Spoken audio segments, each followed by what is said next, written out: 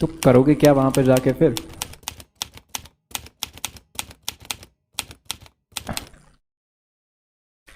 एक कल मैं मतलब देख रहा था कुछ मतलब न्यूज़ में, तो ऐसा कुछ हुआ था, एक कंप्यूटर का एग्ज़ाम हुआ था। तो मैं आपको अभी आंसर एक दे देता हूँ, अगर आपके मार्क्स वहाँ पे थोड़े भी कम आए तो आपको घर वालों से कैसे डील करना है। तो आप उनको ये बोल सकते हो कि देखो पेपर बहुत इजी था और मुझे आ भी रहा था,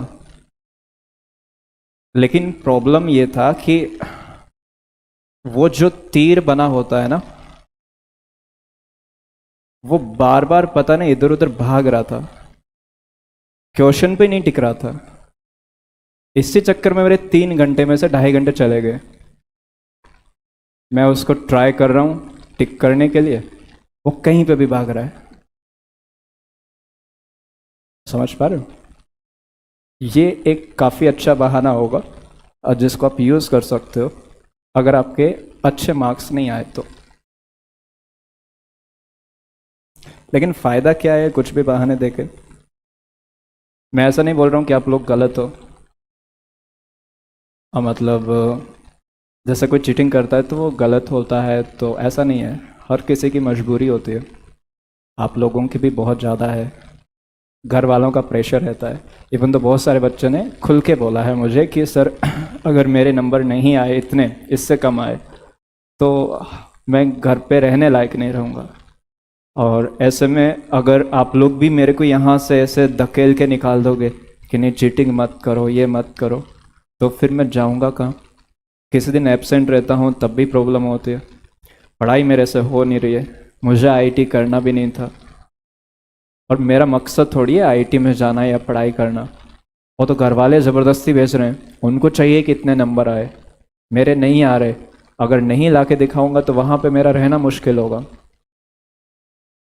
या फिर आसपास में जो लोग होते हैं वो भी हमें बोलेंगे।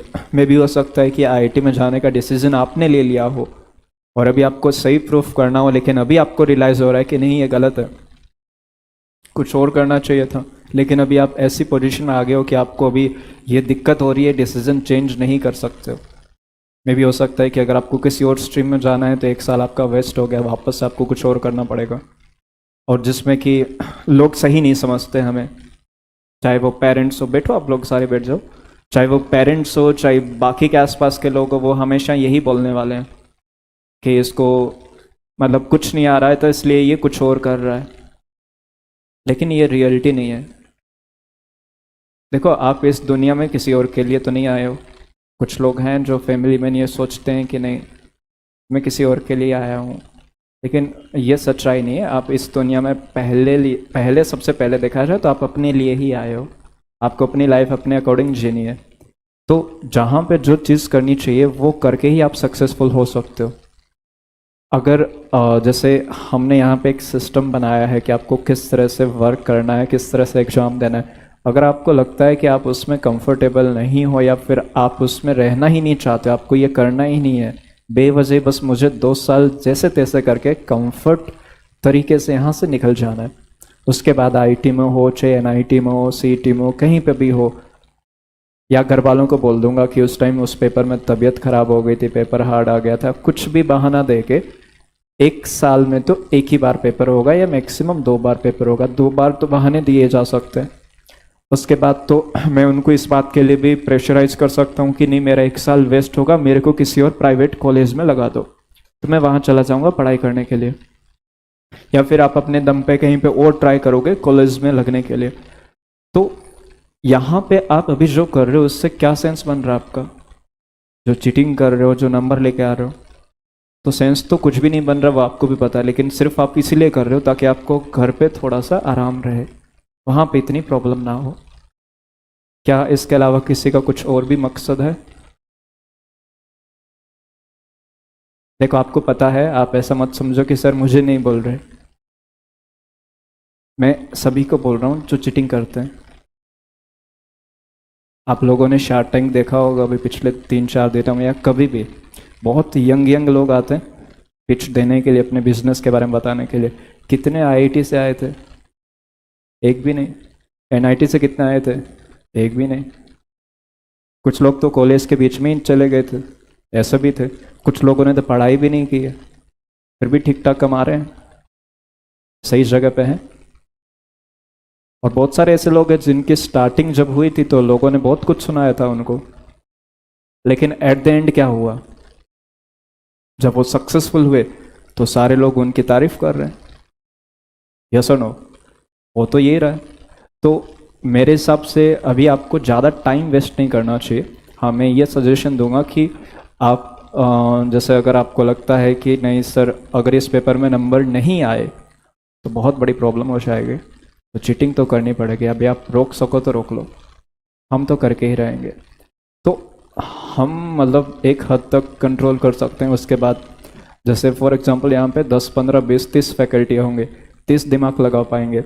आप तो 700-800 हो, हम तो 6-7 साल भी आपको चीटिंग करने से पूरी तरह से कभी नहीं रोक पाएंगे। लेकिन इसमें क्या होगा कि मोस्टली बच्चे जो हैं वो इधर उधर भटकते रहेंगे, जिसमें पढ़ाई आपकी इफेक्ट होगी उस बच्चे की ज़्यादा होगी जो पढ़ना चाहता है। तो ट्राई करो कि या तो एब्सेंट रह जाया करो एग्ज़ाम के दिन, या फिर आप अपनी ईमानदारी से इतने ही नंबर लाओ कि आपको लगे कि हाँ, इस बैच में ही मुझे बैठने को मिलेगा, वहीं जाना चाहता हूँ, मुझे वहाँ पे बैठ के दिक्कत भी नहीं होगी, मेरे आसपास एक जैसे ही बच्चे होंगे। अगर पेरेंट्स कुछ ज़्यादा बोलते हैं तो मेरे से आके बात करवा दो, मैं इस बात की रिस्पॉन्सिबिलिटी लेता हूँ कि आपको वो कुछ भी नहीं बोलेंगे अगर आपके नंबर कम आ रहे हैं तो। लेकिन अभी अगर आप ऐसा कर रहे हो तो एक बड़ी प्रॉब्लम आपको तब फेस करने को मिलेगी जब आपका सच में मेंस का एग्ज़ाम होगा, कि अगर आपके नंबर आ रहे थे तो वहाँ पे पास क्यों नहीं हुए, क्या रीज़न दोगे, कितने ही बहाने दे लोगे। और तो अगले साल फिर से बोल देंगे चलो ठीक है, हमारा बच्चा पूरे साल बहुत अच्छी पढ़ाई किया, और आपने बोल दिया कि मैं बीमार हो गया था या उल्टी आ रही थी पेपर के टाइम, कुछ भी, मान लो सिर दर्द हो रहा था, बहुत कुछ बोल सकते हो, बहाने बहुत हैं, एक्सेप्ट भी कर लेंगे। फिर घर वाले तो आपको और ज़्यादा प्रेशराइज करेंगे, बेटा आईटी बहुत अच्छी है, एनआईटी बहुत अच्छी है, पूरे साल मेहनत की, अच्छे नंबर आ रहे थे, एक साल चल और कर ले, प्रॉपर में आ जा, क्योंकि तेरे तो नंबर अच्छा आ रहे थे, पेपर ही तो सही नहीं हुआ है ना, तो वापस से कर ले। क्या बोलोगे फिर? और फिर ऐसे करते करते वो ट्रस्ट और कम करना स्टार्ट कर देंगे, जिसमें प्रॉब्लम होगी कि अगर आपको सच में कहीं पे कुछ अच्छा करना होगा और आपके पास एक अच्छा प्लान भी होगा, तब भी वो आपको सपोर्ट नहीं करेंगे।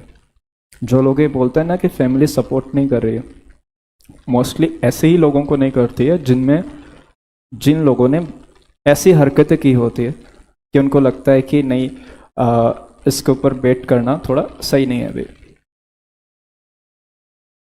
समझ पा रहे हो मेरी बात? तो थोड़ा सा रियलिस्टिक होके काम करो। और मैं ये बोल रहा हूँ, मतलब यहाँ पे अगर 700 में से मान लो कि 100 बच्चों का भी आईआईटी एनआईटी में सिलेक्शन हुआ, तो भी उन 100 बच्चों से ज़्यादा बाकी जो पीछे 600 बच गए, ये 600 में से कोई भी 100 बच्चे आप सेलेक्ट कर लोगे ना, वो इन 100 से ज़्यादा सक्सेसफुल होंगे। होता ही है ये। 600 में से ऐसे 100 बच्चे बहुत इजीली निकल जाएंगे जो आईआईटी एनआईटी करके भी उतने कुछ नहीं कर पाए जितने ये कर लिए होंगे। लेकिन इसमें आपको सिंसियर रहना ही पड़ेगा। अगर आप ये सोच रहे हो कि सर हम यहाँ पे भी तिकड़म लगाएंगे, वहाँ पे भी कुछ कर लेंगे, मोस्ट ऑफ द टाइम नहीं होता है। आपका वो नेचर बन जाता है। देखो, काफ़ी लोग होते हैं जो बात करते हैं, उनकी लाइफ में प्रॉब्लम भी होती है, बहुत कुछ होता है। आप अगर उस इंसान की बात को सुनोगे ना, तो आपको ऐसे इंट्यूशन फील होगा कि गड़बड़ है इसमें।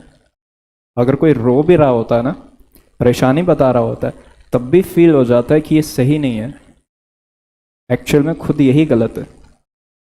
और ये कैसे फील होता है? उस इंसान का नेचर ही ऐसे चीटिंग वाले टाइप का हो जाता है। काफ़ी लोग आए, बहुत सारे लोग रोए भी थे। मैं शार्क टैंक का इसलिए एग्जांपल ले रहा हूँ क्योंकि मोस्टली बच्चे आज के टाइम उस चीज़ को देखते भी हैं, उससे सीखते भी हैं, और उनको ये भी पता है कि ये लोग कुछ ना कुछ अलग अलग प्रोजेक्ट पे काम करके कुछ पैसा कमाए हैं, सक्सेसफुल हुए हैं। उसमें काफ़ी लोग आए थे जो बड़े बड़े बिजनेस के नंबर भी बता रहे थे, या फिर ऐसे भी लोग थे जो अपना दुखड़ा रो रहे थे, कुछ बेवजह ही अपनी कहानी बताने लग गए कि मैं पहले ऐसे था ऐसे था। फिर भी क्या सबको पैसा मिल पाता है? नहीं मिलता है, क्योंकि वो फील हो जाता है कि ये झूठ बोल रहा है, या फिर इसको हमने अगर इसके ऊपर ट्रस्ट किया तो ये ट्रस्ट नहीं रखेगा, उसको ब्रेक कर देगा। ये इंसान की प्रवृत्ति बन जाती है जैसे वो रहता है। और अगर कुछ गलत भी हुआ किसी के साथ में, अगर वो पर्सन सही है लेकिन उसके साथ मतलब इतनी सारी सिचुएशन सही नहीं रही है, वो मोस्ट ऑफ द टाइम तो बताता ही नहीं है कि मेरे साथ क्या क्या गलत हुआ है। और अगर बताता भी है तो वो जेन्युइन फील होता है कि हाँ ये जो बोल रहा है वो सच बोल रहा है। बहुत सारे बच्चे हैं जो चाहें तो चीटिंग कर सकते हैं, मतलब जैसे आप कर रहे हो वो भी वैसे बन सकते हैं और वो भी नंबर लेके आ सकते हैं, लेकिन वो उस चीज़ को नहीं डिसाइड करते कि नहीं अभी वो चीटिंग नहीं करने, भले उनके नंबर कम आए, वो रोते भी हैं बाद में कि सर मैं तो बहुत पढ़ाई किया था, दिन रात पढ़ाई किया था, मेरे बगल में रहने वाला ही मेरा दोस्त है और पूरे दिन बाहर घूमता रहता है, मेरे पेरेंट्स मेरे को बोलते हैं कि तो पूरे दिन बाहर घूमता है फिर भी तेरे से ज़्यादा नंबर ला रहा है, तू क्या पढ़ाई कर रहा है? तो ऐसे में तो मैं भी चाहूँ तो चीटिंग कर लूँ, तो फिर तो मेरे को भी सुनने को तो नहीं मिलेगा एटलीस्ट, नंबर तो मेरे पे नहीं आ रहे, नंबर तो उसके भी नहीं आ रहा, तो उसको कुछ भी नहीं है। तो काफ़ी लोग जो हैं ये चीज़ें सीख सीख के गलत भी हो जाते हैं। और मैं ये नहीं बोल रहा हूँ कि मैं अगर आपको ये समझा रहा हूँ तो आप समझ जाओगे, मैं बस ये ट्राई कर रहा हूँ कि अभी भी मौका है, 1 साल है, इसमें आप डिसाइड कर लो कि आपको करना क्या है। 12th में पास होने के लिए 75% चाहिए, कम से कम 60 तो चाहिए सीईटी में कॉलेज लेने के लिए। ये डिसाइड करके सही तरीके से मेहनत करो, इधर उधर भागने से फंसने से, क्योंकि अगर आपको एक चीज़ फिक्स पता चल गई, हर सिस्टम में हर जगह लूप होल होता है, आप ये आइडेंटिफाई कर लोगे कि ऐसे करके हमारा 1 साल और निकल जाएगा, उसके बाद क्या करोगे? 1 साल पूरा ही मान लो आपने जैसे तैसे करके निकाल लिया, पकड़े भी नहीं गए, अच्छे मार्क्स आ रहे थे, मतलब एक तरीके से लाइफ आपकी सेट थी 1 साल तक, उसके बाद क्या करोगे? बोर्ड्स में भी आप मान लो लेके आ जाते हो, कॉलेज आपको आईआईटी एनआईटी मिलना वहाँ पे बहुत टफ हो जाता है, मैं सच बता रहा हूँ। आप वहाँ पे चाह के भी 1% भी चीटिंग नहीं कर पाओगे, नहीं होता पॉसिबल ये। आप किसी पास वाले का देख भी नहीं सकते हो, मतलब देख भी लोगे तो उसके ऑप्शन ही नहीं मैच करेंगे आपके। क्वेश्चन ऑनलाइन जो होता है उसमें पूरा ही शफलिंग होता है, अगर आपका क्वेश्चन नंबर 1 है तो उसका पता नहीं कौन से सब्जेक्ट का कौन सा क्वेश्चन है, और उसके ऑप्शन भी ABCD सेम सीक्वेंस में नहीं होते, हर एक क्वेश्चन की बस एक आईडी होती है। अगर आपने कभी जो NTA के आंसर की देखी होगी ना, उसमें हर एक क्वेश्चन की एक आईडी मेंशन होती है, और हर एक ऑप्शन के अकॉर्डिंग जो ऑप्शन में आंसर लिखा है उसके आईडी मेंशन होते हैं। तो वो उस क्वेश्चन का आईडी मेंशन करते हैं, उसके लिए आंसर का करेक्ट आईडी मेंशन करते हैं कि ये इस क्वेश्चन का ये करेक्ट आंसर है, बट वो कौन से ऑप्शन में था नहीं पता होगा, वो क्वेश्चन कौन से सीक्वेंसिंग में था ये भी नहीं पता होगा। जब ऑफलाइन होते थे तब भी एक रूम के अंदर अगर इस तरह से एक एक टेबल पे 2-2 या एक एक बच्चा भी बैठा है, हर आसपास मतलब जैसे मैं बीच में बैठा हूँ, मेरे आगे वाले, मेरे पीछे वाले, पास वाले, सबके जो क्वेश्चन कोड होते थे वही अलग होते थे। ABCD ऐसे 4 या 5 क्वेश्चन के कोड रहते थे, जिनमें जो ऑप्शंस हैं उनका भी शफलिंग होता था, क्वेश्चन का भी शफलिंग होता था, तो आप चाह के भी देख के भी नहीं कर पाओगे कुछ। तो ये चीज़ें आपकी यहाँ तक डेफिनेटली वर्क करेगी, पूरा साल आप मज़े से रहोगे, लेकिन उसके बाद आप क्या करोगे ये सोचना पड़ेगा आपको, क्योंकि अगर आप इसी मज़े में रहोगे, इसी कंफर्ट में रहोगे ना, तो फिर आप वो नहीं सोच पाओगे जो आपको एक्चुअल में करना चाहिए। अभी ज़्यादा टाइम नहीं है आपके पास, एटलीस्ट जो आप कर रहे हो करते रहो, मेरे को कोई दिक्कत नहीं है, लेकिन कम से कम वो तो सोचना स्टार्ट कर दो जिस पे आपको पहुंचना है। किसी कॉलेज का आप टारगेट लेके उसके ऊपर तो मेहनत करो, सीटी में कुछ लेके आना है, 12th बोर्ड्स में कुछ लेके आना है, उसके लिए तो मेहनत कर सकते हो ना।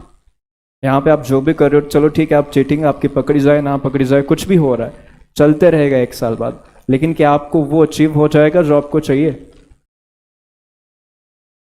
यहाँ के टेस्ट का क्या मीनिंग रहता है? सिर्फ उन बच्चों के लिए मीनिंग रहता है जिनको ये पता है कि ये टेस्ट है, और हमें ये सिलेबस आता है कि नहीं आता है, हमें ये एक्चुअली में एग्जामिन करने के लिए या टेस्ट करने के लिए हमसे ये एग्जाम पेपर लिया जा रहा है। तो जो बच्चे उसमें एक्चुअल में कुछ सीख के गए हैं वो वहाँ पे कुछ करके आएंगे, उनको अपना नॉलेज पता चल जाएगा, उनकी कितनी अच्छी प्रैक्टिस है उनको एहसास होगा, वो एनालाइज कर सकते हैं। जिसने कुछ किया ही नहीं, पढ़ा ही नहीं, वो क्या एनालाइज करके आए, उसके लिए टेस्ट का कोई मतलब ही नहीं है। तो आप कम से कम 12th में इतना सीरियस हो जाओ कि 12th में बोर्ड्स में ऐसे किस तरह से हम अच्छे नंबर लेके आए, एटलीस्ट आप बोर्ड्स की बुक ही तो पढ़ लो। क्योंकि ये जो नॉलेज होती है वो आपकी काफ़ी सारी जो थिंकिंग प्रोसेस होती है उसको डेवलप करती है। जैसे कि आप लाइफ में आगे बहुत सारी प्रॉब्लम के ऊपर वर्क करोगे तो आपको हेल्प मिलेगा। ये कुछ काम नहीं आएंगे जो पढ़ाया जा रहा है, टेक्निकली कोई काम नहीं आएगा, लेकिन यहाँ पर जो आप चीज़ें सीख रहे हो राइट, कि कैसे इस क्वेश्चन को हमें डी कोड करना है, कहाँ से स्टार्टिंग करनी है, कैसे जाके इसको एंड करना है एक सिस्टमेटिक तरीके से।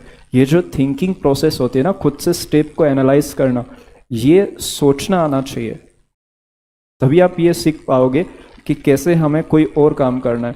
जैसे फॉर एग्जांपल आज बेच शफलिंग कर रहे थे, अभी 5 बेच थे, अब उसमें आप सोचो कि लगभग 800 के आसपास बच्चे थे, मोर देन 800। अभी अगर हमें इन बच्चों को अलग अलग बेसिस में बिठाना है उनका नाम लेके, तो क्या करना चाहिए? क्या एक बंदे को एक क्लास में खड़ा कर दो और उनको बोलो कि 800 नाम बोल दो, उनके बैच बता दो, इजी है? तो आपको वहाँ पे कुछ सोचना पड़ेगा ना कि कैसे करें हम कि तुरंत बहुत जल्दी से और कम मेहनत के काम हो जाए। तो उसमें कौन सा आपका फिजिक्स केमिस्ट्री मैथ आएगा? वहाँ पे भी तो आपको सोचना ही तो पड़ेगा। तो जिसमें हमने ये आइडिया लगाया कि बैच 1 जो है उसको 101 में बिठाना है, तो सबसे पहले 101 में जाते हैं, और हमारे पास जो शीट है हमें पता है 101 में सिर्फ 30 MA के ही बच्चे बैठते हैं, और 30 MA के बच्चे मुश्किल से 120 या 100 के आसपास होंगे। तो बैच कोड भी लिखा है, उसका नाम भी लिखा है, और वो कौन से बैच में बैठेगा ये भी ऊपर लिखा है। तो 301 MA वाले बच्चों के नाम बोल दो, बस उनको बोल दो कि इस बैच में बैठना है, तो मुश्किल से 5-7 मिनट का काम है, खत्म। और ऐसे करके 5 टोटल बैच थे, हर एक बैच में अलग अलग टीम गई, उन्होंने सब में ये कर दिया।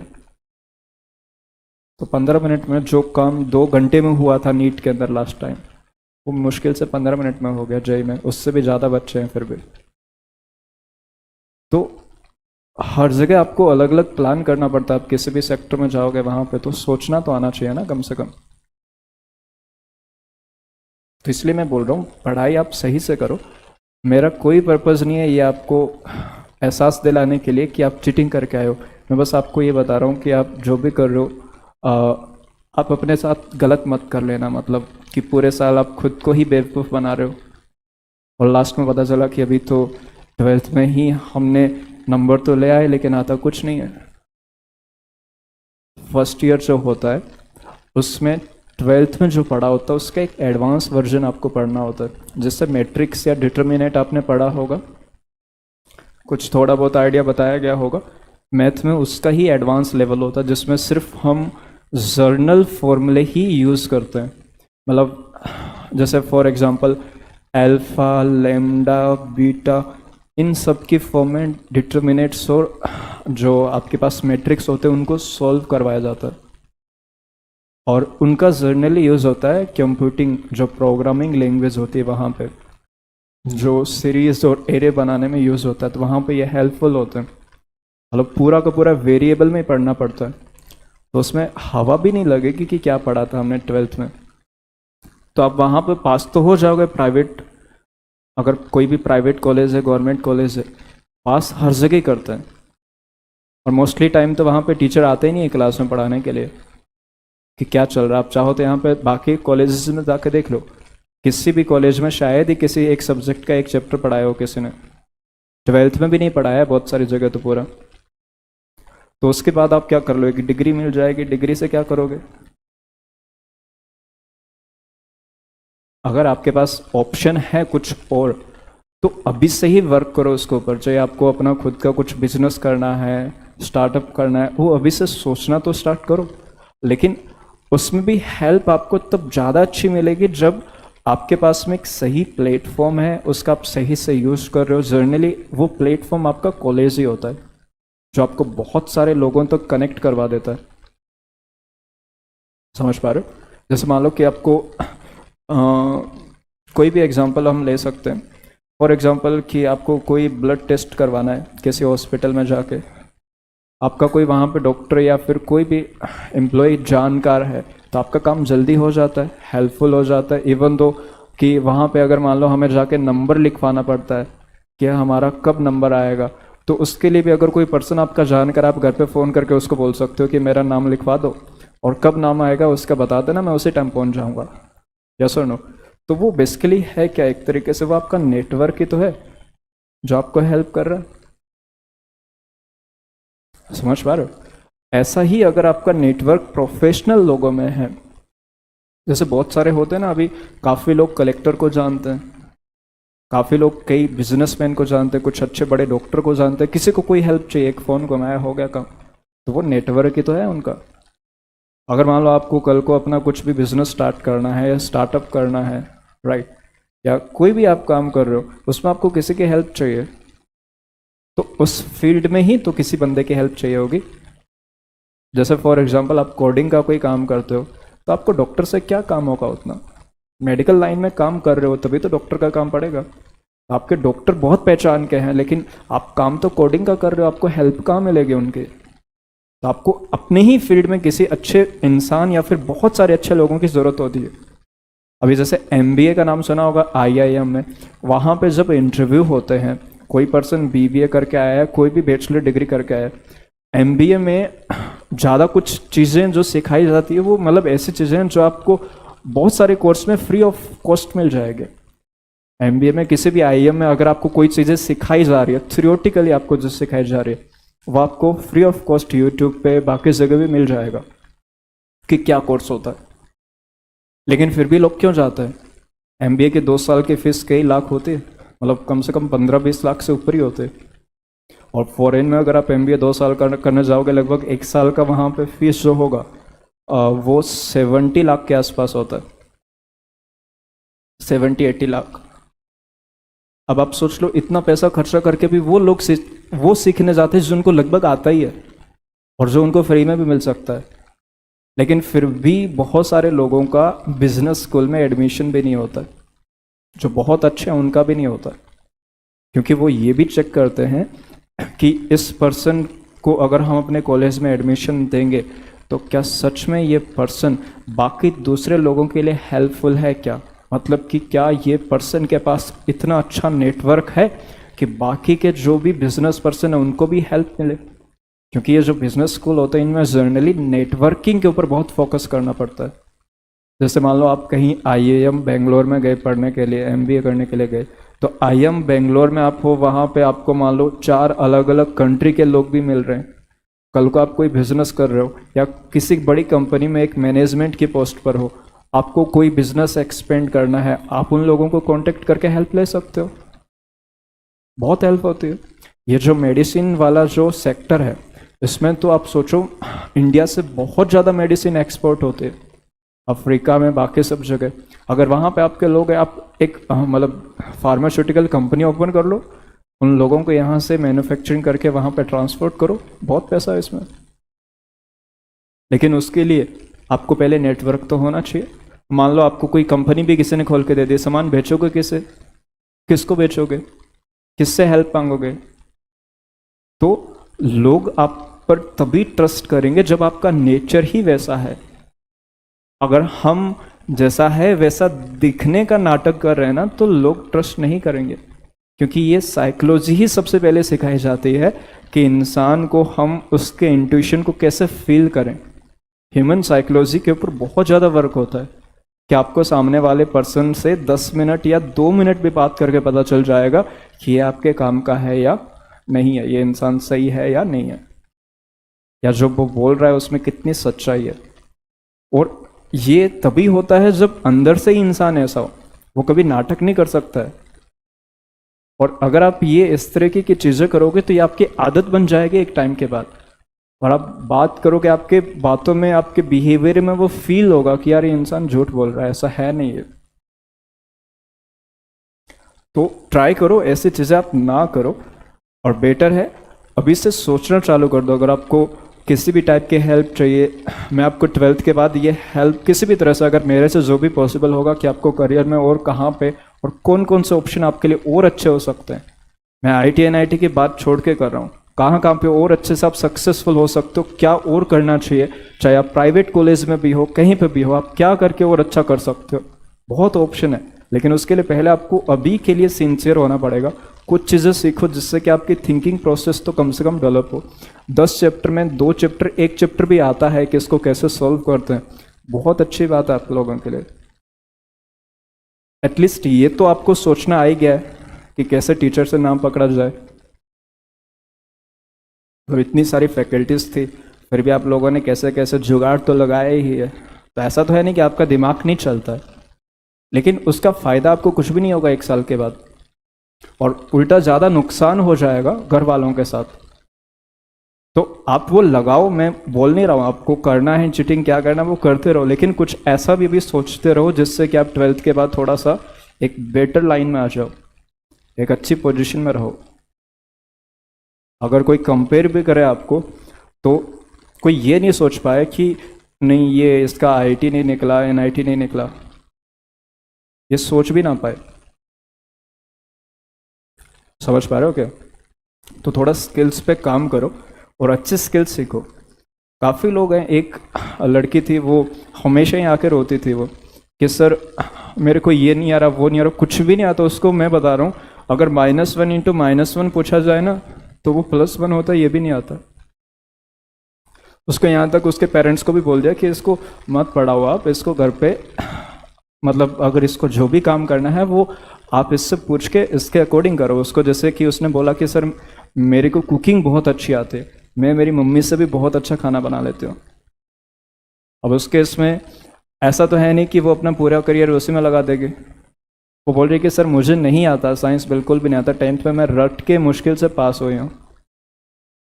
और ये आईटी में आने का भी डिसीजन घर वालों को लगा कि ये 10th में पढ़ रही है तभी भी पढ़ लेगी, उन्होंने लगवा दिया। मैं भी ये सोचे कि हो जाएगा, लेकिन कुछ भी नहीं हो रहा है। फिर भी वो डेली पढ़ती है।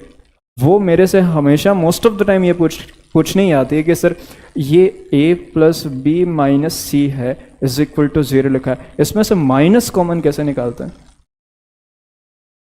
वो छोटी छोटी चीज़ों पे वर्क कर रही है। वो बोल रही है कि सर कुछ तो सीख के जाऊंगी, मुझे पता है कि आईटी में नहीं जाऊंगी, लेकिन जो भी होगा अभी से जो नॉलेज है उससे ज़्यादा ही होगी जो कि मेरे को हेल्प ही करेंगे।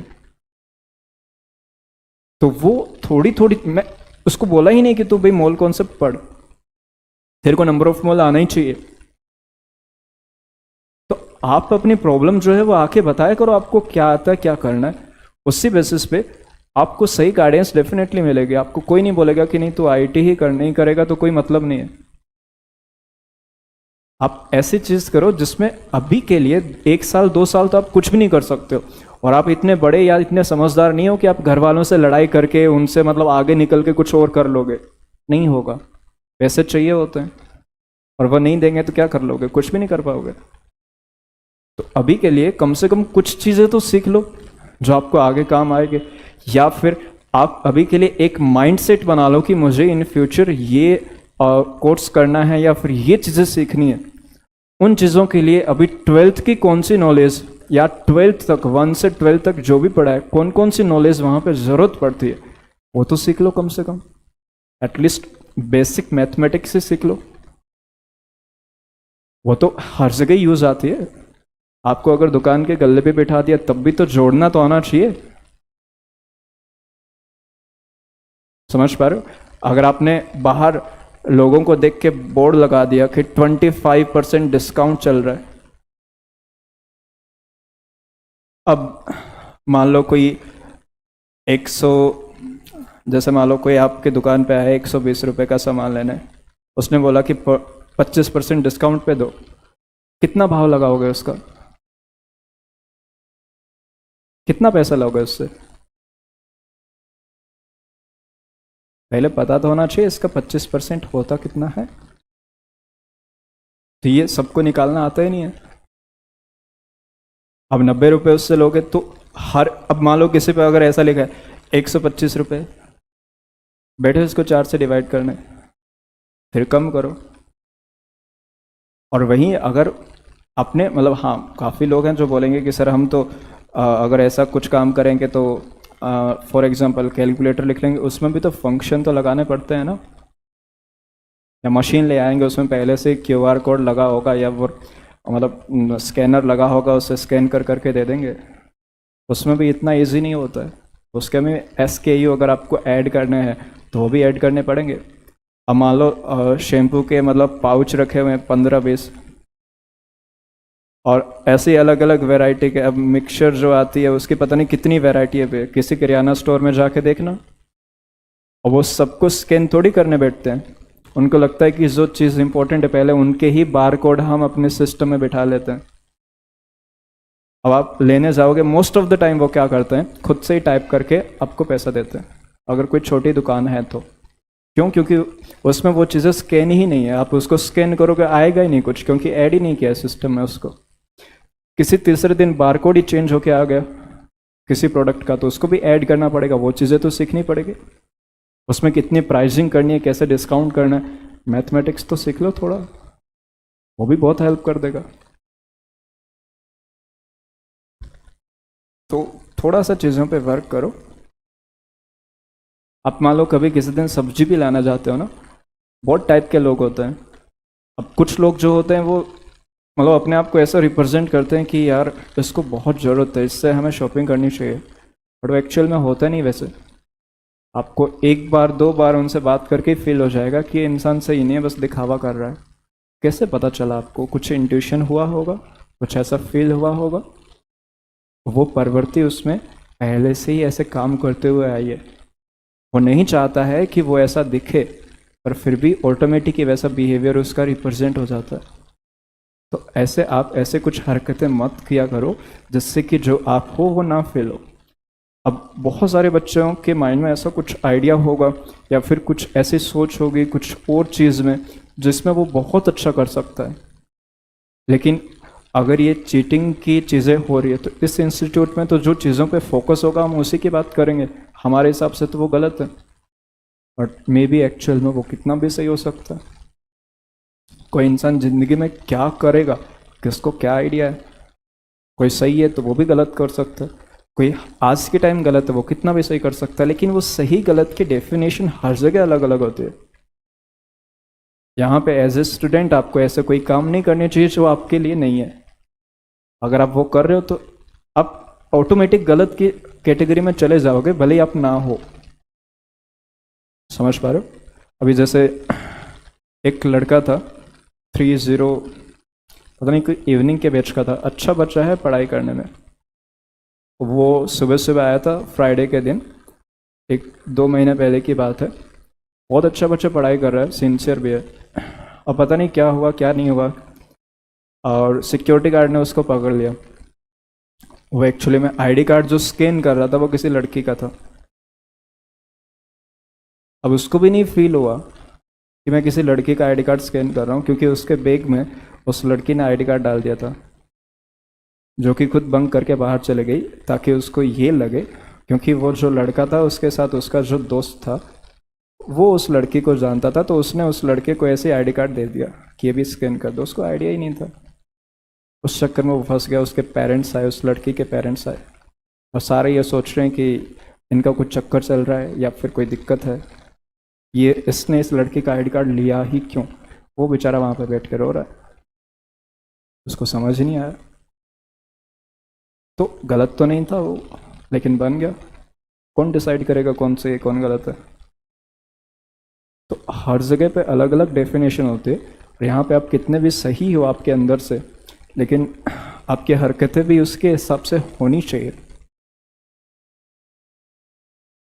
तो 304 वालों को तो ये क्वेश्चन आता ही होगा पहले से भी। तो मैं आपको बोल रहा हूँ, अगर आपको अभी बैच शफलिंग भी होगा फिर से कुछ भी होगा, जिस भी बैच में जाओ ईमानदारी से पढ़ो। पहले आपको 12th के बाद क्या करना है ये चीज़ अभी से सोच लो। आईटी करना है नहीं करना है तो कुछ तो करना होगा ना, उसके ऊपर काम करो। जो भी चीज़ आपको उसके लिए सीखने की ज़रूरत पड़ रही है सब यहाँ पे हम सिखा देंगे। सीईटी करना कुछ भी करना हर चीज़ के लिए हेल्प मिलेगी, लेकिन पहले आप डिसाइड कर लो। ये भी नहीं पता चल रहा है कि डिसाइड क्या करें, तो भी एक बार आके काउंसलिंग करवा लो। लेकिन ऐसे काफ़ी दिन तक आप करते रहोगे तो फिर नुकसान आपको ही होगा अल्टीमेटली। तो देखो ये क्वेश्चन है, आयोडीन के साथ हम इसके रिएक्शन करवाएंगे तो बेसिकली हम ये जो Na2H2O3